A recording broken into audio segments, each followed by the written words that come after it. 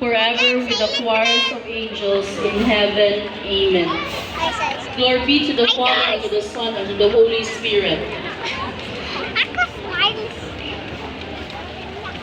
In the name of the Father, and of the Son, and of the Holy Spirit. Amen. Please be seated.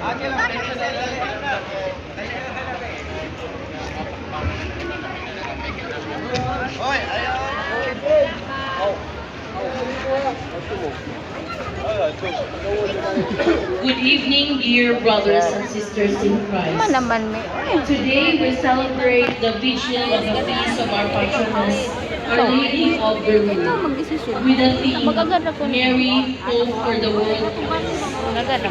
The tears of Jesus reveal His great love and mercy for all people. Mary, our Mother of Mercy, calls us to return to God, to repent, and to live in faith and hope. Our loving Father sent His only Son, Jesus Christ, to bring peace to our hearts and to the whole world. Jesus desires that all people begin following the will of God, so that true peace, love, and unity may reign among us. Yet many have turned away, closing their eyes and ears to the saving power. With joyful hearts, let us now stand and glory to God as we begin